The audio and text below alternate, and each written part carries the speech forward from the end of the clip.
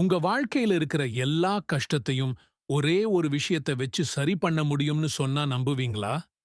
நான் சொல்றது உங்க கடன், உங்க மன அழுத்தம், உங்க பயம் எல்லாமே காலி.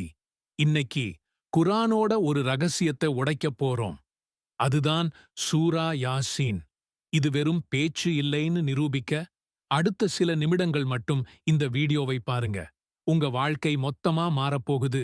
குர்ஆனோட இதயம்னு இத சும்மா சொல்லலை. இது 36வது அத்தியாயம் 83 வசனங்கள். இது எவ்வளவு முக்கியம்னா, நபி ஸல்லல்லாஹு அலைஹி வஸல்லம் அவர்களே இதை குர்ஆனோட இதயம்னு சொல்லியிருக்காங்க.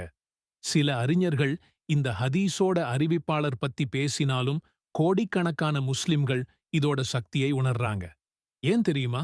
ஏன்னா நம்ம உடம்புக்கு இதயம் எப்படி ரத்தத்தை பாய்ச்சுதோ அதே மாதிரி சூரா யாசீன் இஸ்லாத்தோட மையக் கருத்துக்களான அல்லாஹ்வின் ஏகத்துவம், மறுமை வாழ்க்கை போன்றவற்றை நம்ம மூளைக்குள்ள பாய்ச்சுது.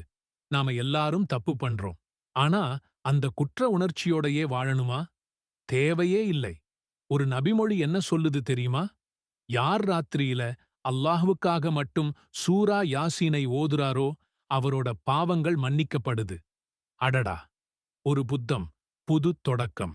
அல்லாஹ்வின் கருணையை நாடி அவனுடைய வார்த்தைகளை ஓதுவது பாவ மன்னிப்புக்கு ஒரு சரியான வாய்ப்பு. உங்க ஒவ்வொரு நாளையும் ஜெயிக்கணுமா?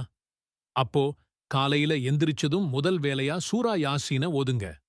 அன்னைக்கு முழுக்க உங்க தேவைகள் எதுவா இருந்தாலும் அதுதானா நிறைவேற்றப்படும்னு சொல்லப்படுது. சில அறிவிப்புகள் பலவீனமானவை என அறிஞர்கள் கூறினாலும் ஒரு விஷயத்தை யோசிங்க. உங்க நாள் இறைவனோட வார்த்தைகளோட தொடங்குனா அதைவிட பெரிய பாதுகாப்பு என்ன இருக்கு? உங்க லிஸ்டை அல்லாஹ் கிட்ட கொடுங்க. மிச்சத்தை அவன் பார்த்துப்பான். வாழ்க்கையோட மிகக் கடினமான ஒரு தருணம், மரணம். அந்த நேரத்துல கூட சூரா யாசீன் ஒரு மிகப்பெரிய ஆறுதலா இருக்கு. மரணப்படுக்கையில இருக்கிறவங்க பக்கத்துல இதை ஓதும்போது அவங்களோட வேதனை குறையும்னும் அல்லாஹ்வின் அருள் இறங்கும்னும் நம்பப்படுது. மரணிக்கப் போகிறவர்கள் மீது சூரா யாசீனை ஓதுங்கள் என்று ஒரு நபிமொழி வழிகாட்டுகிறது. அந்த கடைசி நிமிடத்துல கிடைக்கிற இதைவிட பெரிய பரிசு என்ன இருக்க முடியும்? ஒரு நிமிஷம் வெறும் வார்த்தைகளை ஓதுறது லெவல் 1 தான். இதோட உண்மையான சக்தியை நீங்க அடையணுமா? அப்போ இதோட அர்த்தத்தை புரிஞ்சுக்கணும். இது வெறும் மந்திரம் இல்ல. இது ஒரு வார்னிங்.